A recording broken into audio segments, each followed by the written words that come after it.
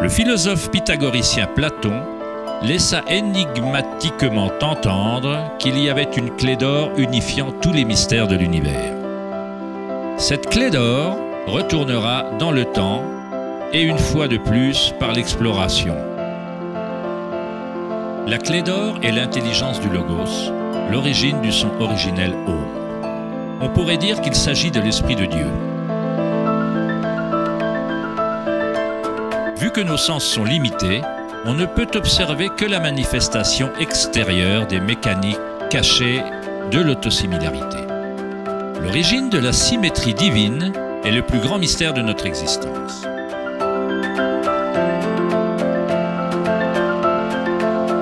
Bon nombre d'éminents penseurs de l'histoire tels que Pythagore, Kepler, Léonard de Vinci, Tesla et Einstein approchèrent le seuil du mystère.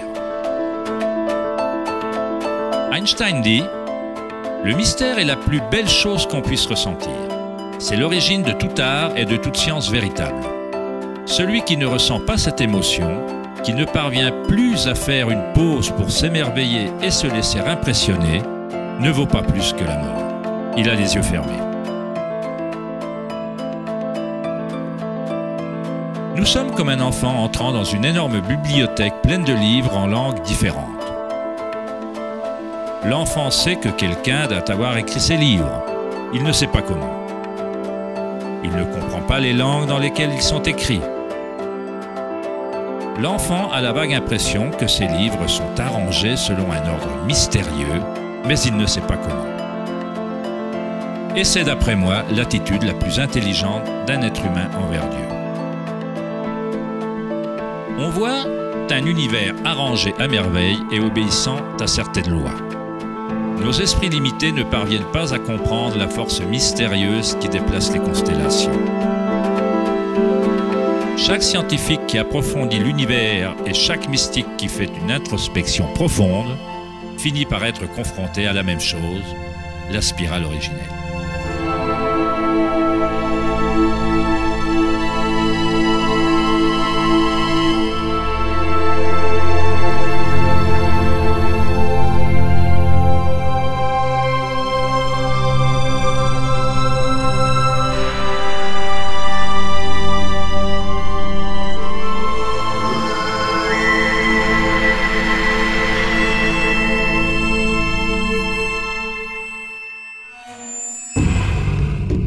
Un millénaire avant la création de l'ancien observatoire de Stonehenge, le symbole de la spirale prédominait sur Terre. On pouvait trouver des spirales anciennes dans toutes les parties du globe. On peut trouver des milliers de spirales anciennes similaires dans toute l'Europe, le Nouveau-Mexique nord-américain, l'Utah, l'Australie, la Chine, la Russie. Dans pratiquement chaque culture indigène sur Terre, les spirales anciennes symbolisent la croissance, le développement et l'énergie cosmique incarnée dans le soleil et dans les cieux. La forme de la spirale se miroite dans le macrocosme de l'immensité de l'univers même. Dans les traditions autochtones, la spirale était le symbole de l'origine énergétique, la mère originelle.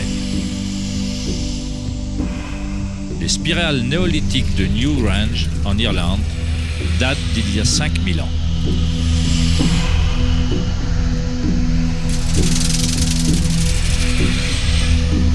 Elles datent de 500 ans avant la grande pyramide de Gizeh et sont tout aussi énigmatiques pour les observateurs modernes. La spirale remonte à un moment de l'histoire où les humains étaient plus reliés à la Terre, aux spirales et au cycle naturel. Une période pendant laquelle les humains s'identifiaient moins aux pensées. La spirale est ce que nous percevons comme étant la torsion de l'univers. Prana, ou la force créative, fait tournoyer Akasha dans un continuum de formes solides. Trouvée à tout niveau entre le macrocosme et le microcosme, de galaxies spirales à des systèmes météorologiques, à l'eau de votre baignoire, à votre ADN,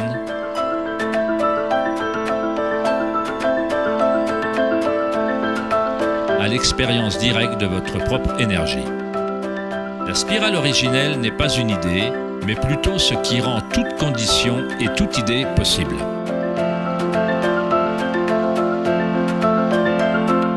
On trouve des types variés de spirales et d'hélices dans le monde naturel. Des escargots, des coraux,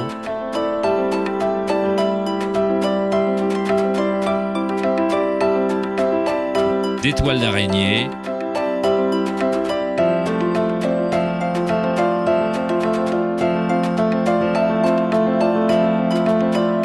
des fossiles,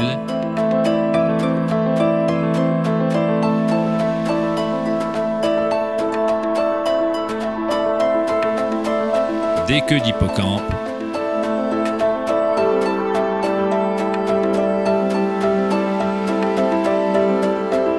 des coquillages.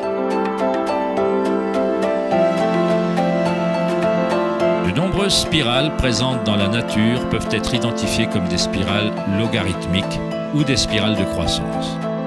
Plus on s'éloigne du centre, plus les éléments de la section s'élargissent. Comme le collier de perles d'Indra, les spirales logarithmiques sont similaires à elles-mêmes ou holographiques, si bien que les caractéristiques de chaque élément se reflètent dans le tout. Dans l'ancienne Grèce, il y a 2400 ans, Platon considérait que la proportion géométrique continue était le lien cosmique le plus profond. Le nombre d'or ou la proportion divine est le plus grand secret de la nature. Le nombre d'or est la proportion telle que le rapport de A plus B est à A, ce que le rapport A est à B. Pour Platon, l'âme du monde s'unit dans une résonance harmonique. On peut observer un modèle pentagonal similaire à une étoile de mer ou à une tranche de Gombo dans la trace que la trajectoire de la planète Vénus dessine dans le ciel nocturne sur une période de 8 ans.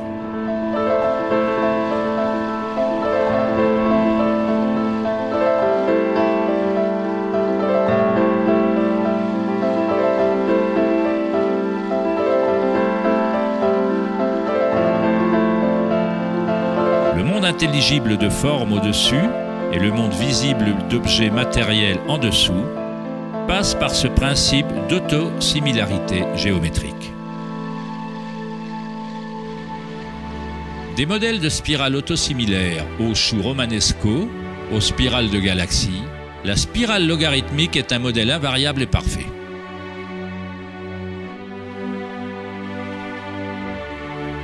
Notre propre Voie lactée a plusieurs bras spiraux qui sont des spirales logarithmiques inclinées à plus ou moins 12 degrés. Plus la spirale est inclinée, plus sa rotation est serrée. Lorsqu'on visionne la croissance d'une plante en accéléré, on constate qu'elle danse selon la spirale de vie.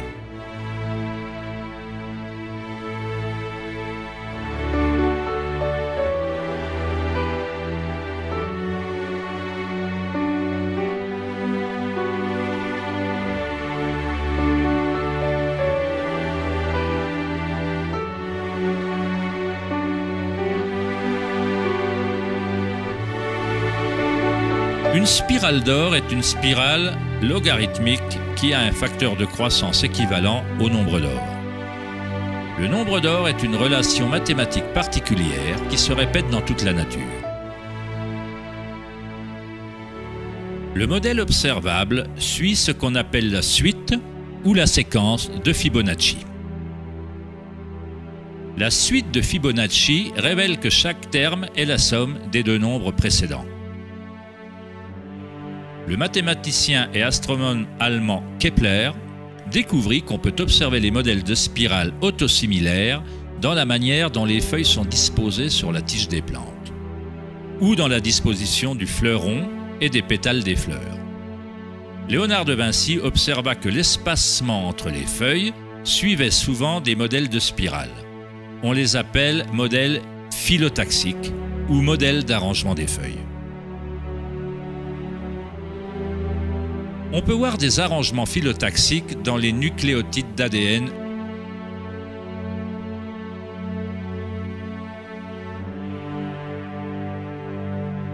auto-organisés et dans tout, des arbres généalogiques de lapins reproductifs aux pommes de pin, aux cactus, aux flocons de neige, en passant par de simples organismes tels que les diatomées.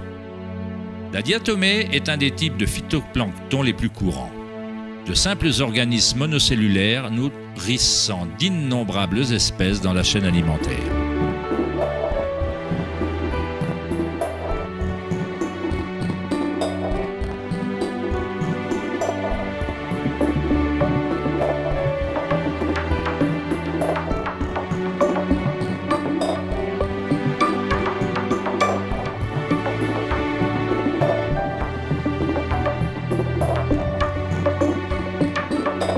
Combien de maths faut-il savoir pour être un tournesol ou une abeille?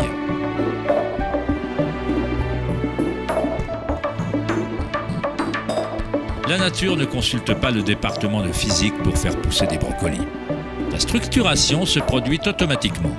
Dans le domaine de la nanotechnologie, les scientifiques utilisent le terme auto-assemblage pour décrire la façon dont les complexes se développent sur le modèle de la phase hexagonale initiale de la formation de l'ADN.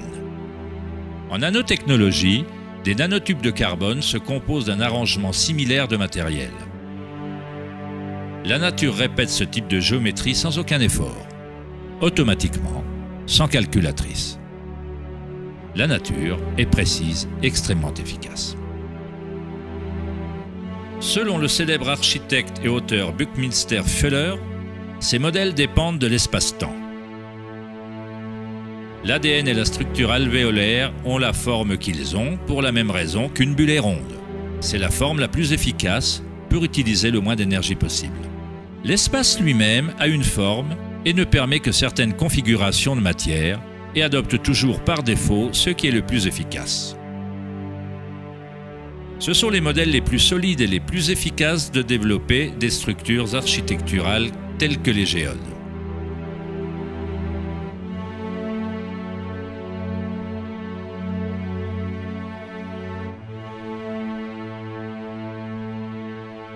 Les modèles de spirales logarithmiques exposent les plantes de façon maximale pour leur pollinisation par les insectes,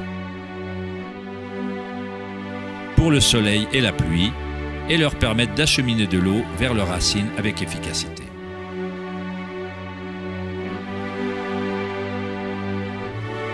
Les oiseaux de proie se servent du modèle de la spirale logarithmique pour s'abattre sur leur prochain repas. Voler en spirale est la façon la plus efficace de chasser.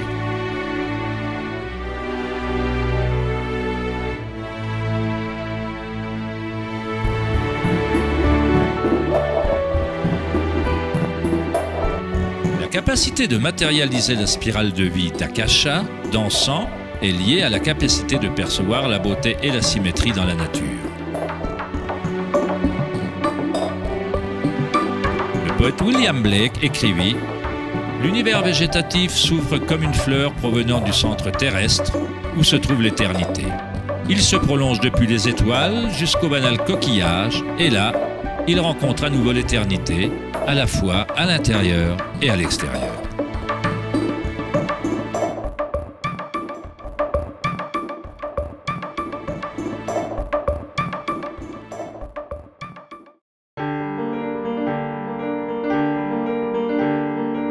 L'étude des modèles de la nature n'est pas une science très courante en Occident, mais en Chine ancienne, elle était connue sous le nom de Li.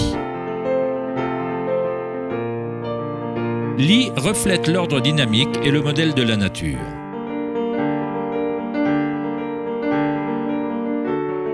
Mais il ne s'agit pas d'un modèle considéré comme quelque chose de statique, de figé ou d'immuable, comme une mosaïque.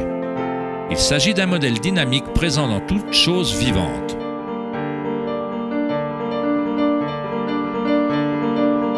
Les nervures des feuilles, les taches de la tortue et les veines des rochers expriment tout le langage et l'art secret de la nature. Le labyrinthe est l'un des nombreux modèles de Li. On le trouve dans les structures coralliennes, les champignons comme les morilles, les choux et le cerveau humain.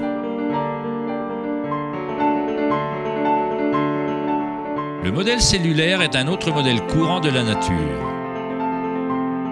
Il y a une myriade de structures cellulaires différentes, mais elles sont toutes ordonnées selon leur raison d'être et leur fonction.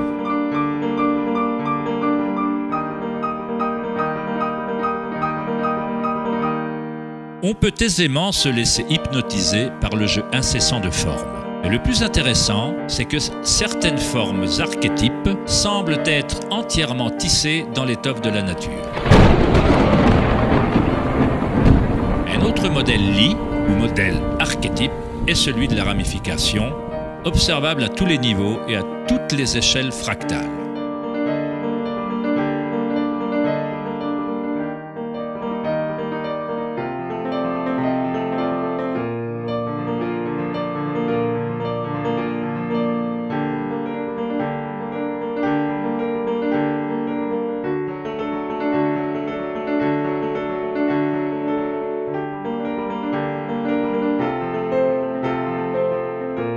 Prenez par exemple l'incroyable image de la simulation produite par un superordinateur appelée simulation du millénaire, montrant la distribution de la matière noire dans l'univers local.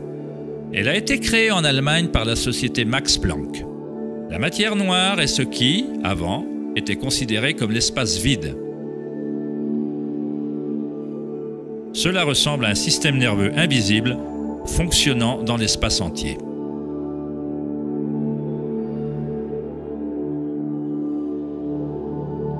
L'univers ressemble littéralement à un cerveau géant. Il pense constamment à utiliser un type d'énergie noire ou cachée, que la science commence seulement à comprendre. Une énergie inconcevable traverse cet immense réseau, fournissant l'élan nécessaire à l'expansion et à la croissance de l'univers.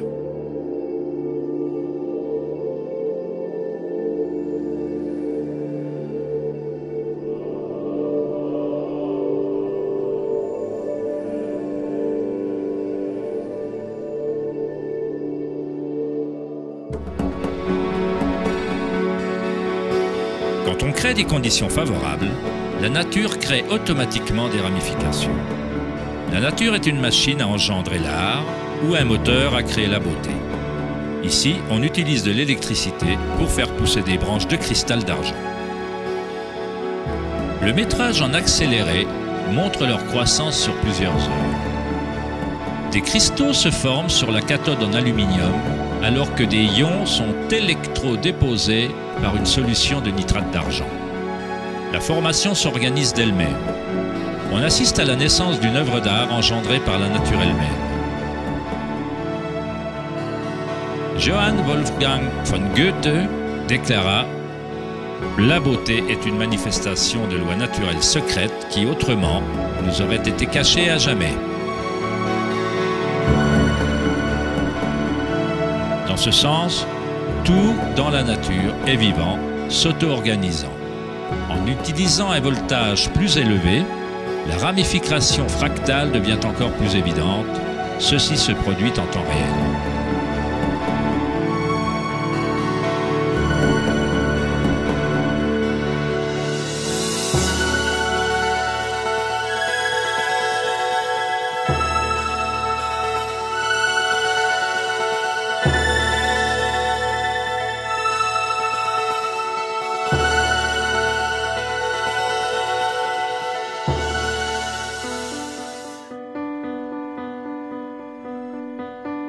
On trouve des structures et des modèles similaires à un arbre dans tout le corps humain.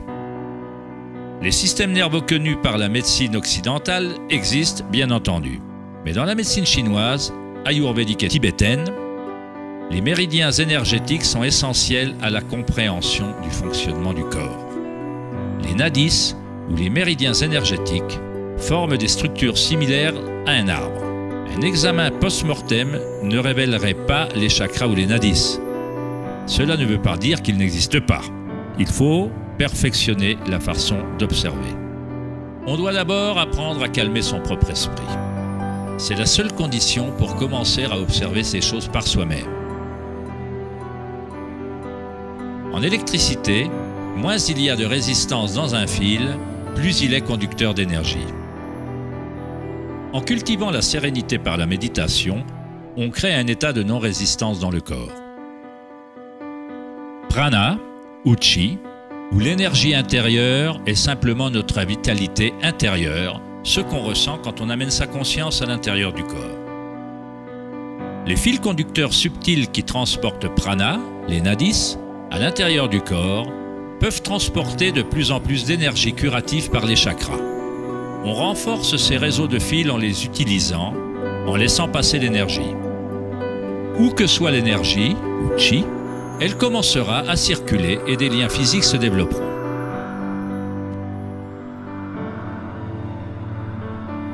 Dans le cerveau et le système nerveux, les modèles de réseaux physiques se forment par la répétition. En portant continuellement son attention à l'intérieur et en diminuant la résistance aux sensations expérimentées, on augmente sa capacité énergétique.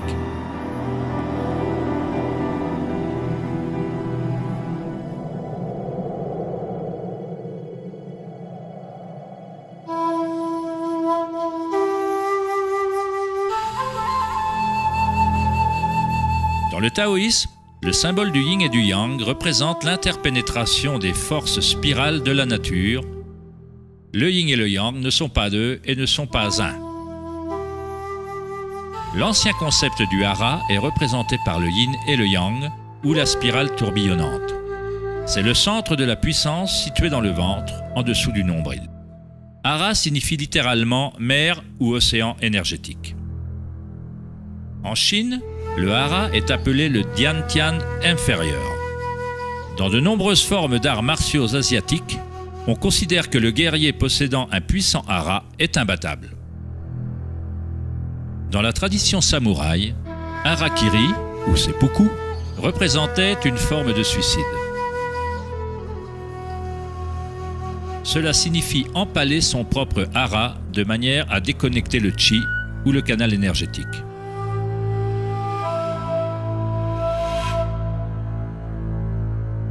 Se déplacer du centre crée un mouvement gracieux qu'on ne voit pas que dans les arts martiaux.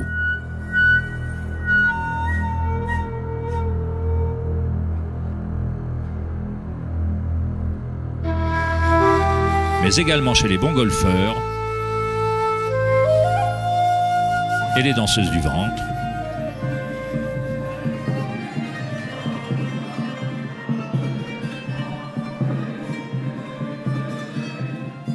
Et les derviches tourneurs soufis. L'essence du hara est le raffinement de la conscience, disciplinée en un seul point, le calme dans l'œil du cyclone.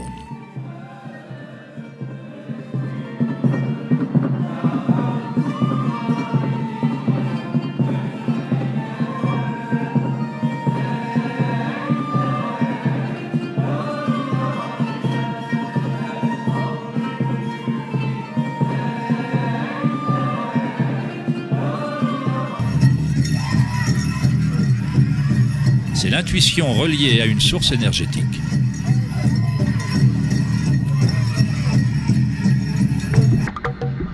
Une personne possédant le bon hara est reliée à la terre et à la sagesse intuitive qui relie tous les êtres.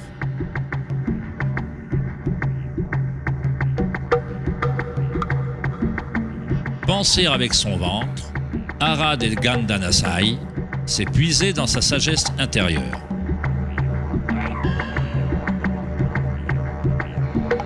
Les anciens aborigènes australiens se concentraient sur le même point, juste en dessous du nombril, où s'enroule le cordon du grand serpent arc-en-ciel. Encore une représentation de l'énergie évolutionnaire de la race humaine.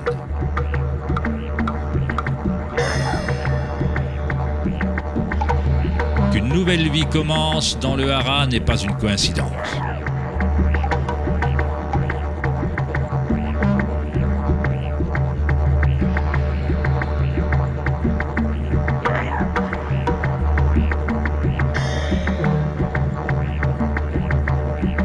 Le système nerveux entérique, parfois appelé cerveau viscéral, peut maintenir un réseau complexe de connexions identiques au cerveau dans la tête, avec ses propres neurotransmetteurs.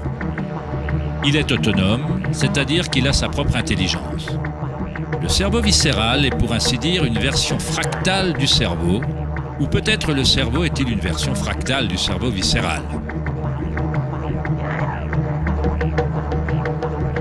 Un ours en bonne santé possède un hara fort. Quand un ours sait où chercher des plantes, il suit le mouvement de chi avec ses sens, centrés dans le hara ou le ventre. Il s'agit du lien de l'ours avec l'endroit idéal, l'endroit qui, dans les traditions indiennes, est la source de toute connaissance avec la spirale de vie.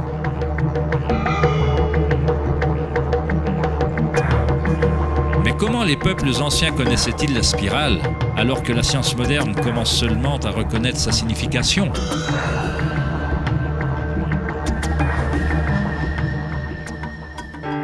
Demandez aux abeilles, car elles n'ont pas oublié comment aimer.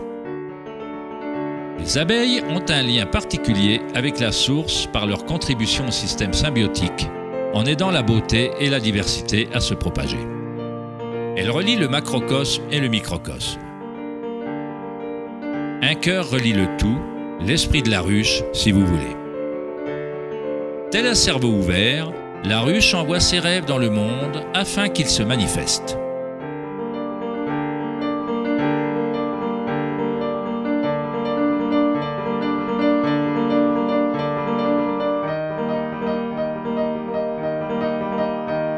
Dans la nature, de nombreuses créatures savent comment agir à l'unisson, se déplacer avec un seul esprit, dans une seule direction.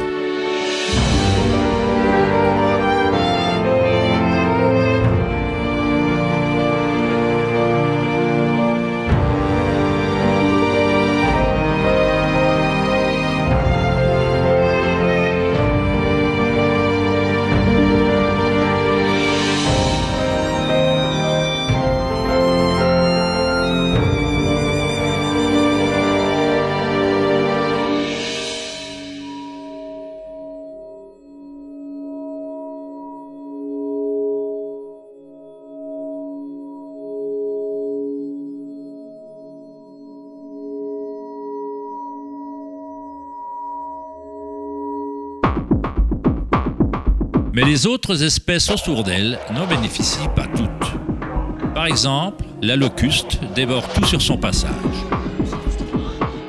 Une locuste n'a pas d'autre choix que de se comporter comme une locuste. Elle ne produira jamais de miel et ne pollinisera jamais les plantes comme le fait la vieille. Le comportement de la locuste est rigide, mais l'humain est unique dans ce sens qu'il peut se comporter comme une abeille ou comme une locuste. On est libre de changer et de manipuler les modèles d'interaction avec le monde. On peut exister en symbiose ou en tant que parasite.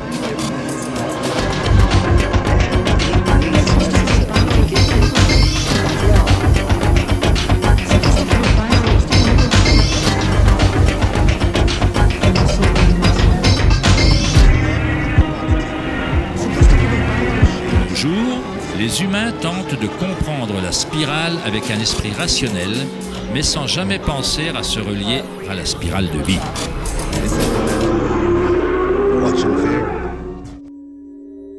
On a toujours été reliés.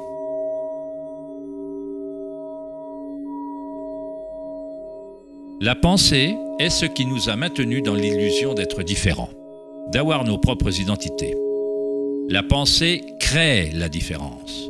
L'expérience de la limitation.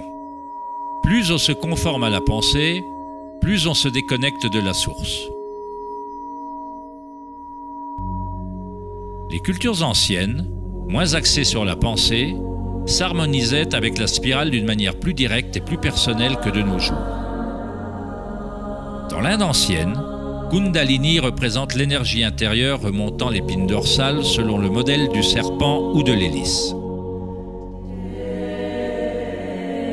En Inde, dans les traditions anciennes du yoga, les mondes intérieurs des gens étaient comparables, à cette époque, à ceux des cultures se concentrant sur le hara. Équilibrer la force de la spirale avec le calme de sa conscience comme témoin, c'est s'aligner avec son plein potentiel évolutionnaire. s'épanouir en un être qui était prédestiné à devenir l'être unique à multiples facettes.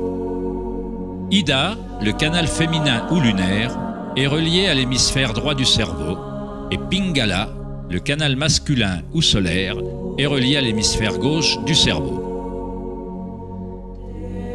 Quand ces deux canaux s'équilibrent, l'énergie remonte un troisième canal, Sushumna, le long du centre de l'épine dorsale, stimulant les chakras et libérant le plein potentiel évolutionnaire. Chakra, dérivé d'un ancien mot sanskrit, signifie roue énergétique. Kundalini n'est rien moins que la spirale originelle qui fait danser la vie humaine dans l'existence.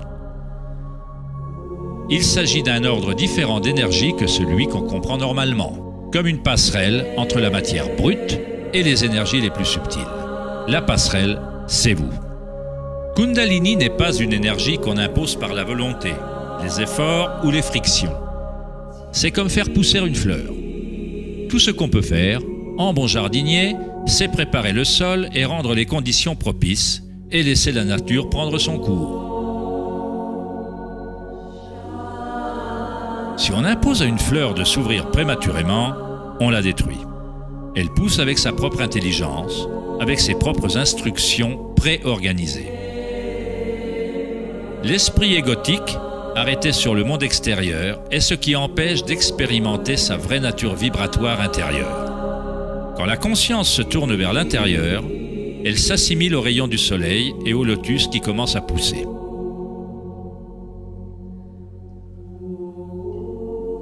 Alors que Kundalini s'éveille en soi, on commence à voir la caractéristique de la spirale en toute chose. Dans tous les modèles à l'intérieur et à l'extérieur, la spirale est le lien entre les mondes intérieur et extérieur.